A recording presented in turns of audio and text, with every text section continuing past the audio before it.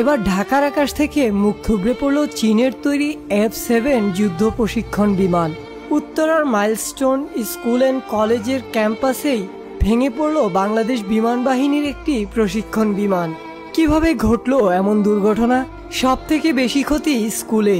একটা ভুলের জন্যই পাইলট কন্ট্রোল রাখতে পারেনি বিমানের উপর। স্কুলের উপরই ভেঙে পড়ল বিমানটি। তবে কি বিমানে কোনো গলদ ছিল?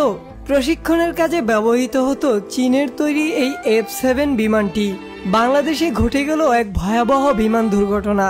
সোমবার ঢাকার উত্তরায় বাংলাদেশের বায়ুসেনা প্রশিক্ষণ বিমানটি একটি স্কুলের উপর ভেঙে পড়ে। বায়ুসেনা এবং ফায়ার সার্ভিস জানিয়েছেন, এই ঘটনায় এখন পর্যন্ত একজন শেষ, আহত হয়েছে অনেকজনই। ঘটনাস্থলে চলছে উদ্ধার কাজ। হতাহতের সংখ্যা আরো বৃদ্ধি পেতে পারে বলে আশঙ্কা করছে তারা। উত্তরার ওই মাইলস্টোন স্কুল ও কলেজের ভবনের বাইরে জড়ো হয়েছে উদ্বিগ্ন অভিভাবকেরা।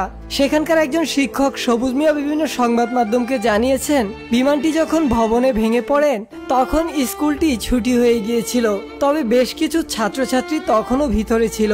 অনেক অভিভাবকরাই উদ্বেগ প্রকাশ করছেন। অনেক অভিভাবকরা জানিয়েছেন তার সন্তান স্কুলের ভিতর আটকে রয়েছে, তার সঙ্গে এখনো যোগাযোগ করতে পারেনি তারা। আবার কেউ বলছেন তার 2 সন্তান এই স্কুলে পড়েন। বড়জন নিরাপদে স্কুল থেকে বের হতে পারলেও ছোটজন এখনো আটকে রয়েছে। দমকল বিভাগের একজন অফিসার জানিয়েছেন, আহতদের হেলিকপ্টারে চাপিয়ে সাময়িক হাসপাতালে নিয়ে যাওয়া হয়েছে, বাকিদেরও হাসপাতালে নিয়ে যাওয়া হচ্ছে। বাংলাদেশ বিমান বাহিনীর তরফ থেকে জানানো হয়েছে তাদের F-7 বিমানটি ভেঙে পড়েছে। প্রশিক্ষণের কাজে ব্যবহৃত হতো এই বিমানটি। দমকলের তরফ থেকে জানানো হয়েছে, মাইলস্টোন স্কুলের ক্যান্টিনের ছাদে গিয়ে বিমানটি পড়েছে। সেখানে কাজ করছে দমকল বাহিনীর 3টি ইউনিট। ঘটনাস্থলে পুলিশ সহ সকল সশস্ত্র বাহিনী পৌঁছে গেছে। সেখানে আইন শৃঙ্খলা যাতে নিয়ন্ত্রণ থাকে এবং সেজন্য মোতায়েন করা হয়েছে বিজিবি। তথ্য বলছে, বাংলাদেশ গত 2022 সালে হাসিনার জামানাতে চীন থেকে 36টি F-7 বিজিআই বিমান কিনেছিলেন। এই বিমানগুলি হলো চীনা চেংদু J-7 বিমানের রপ্তানি সংস্করণ।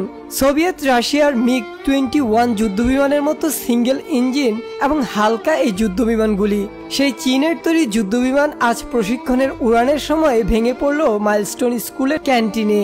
বছরখানেক সময়ের ব্যবধানে ভেঙে পড়ল বাংলাদেশ বিমান বাহিনীর প্রশিক্ষণরত 2টি বিমান। এ কি শুধুই দুর্ঘটনা, নাকি এর পেছনে কারো গাফিলতি আছে? একের পর এক ঝরে যাচ্ছে তাজা প্রাণগুলো। এ নিয়ে কি দেশ এবং দেশের সরকারের কিছুই করার নেই? আপনাদের কি মতামত? আমাদেরকে তা কমেন্ট করে জানিয়ে দিতে পারেন।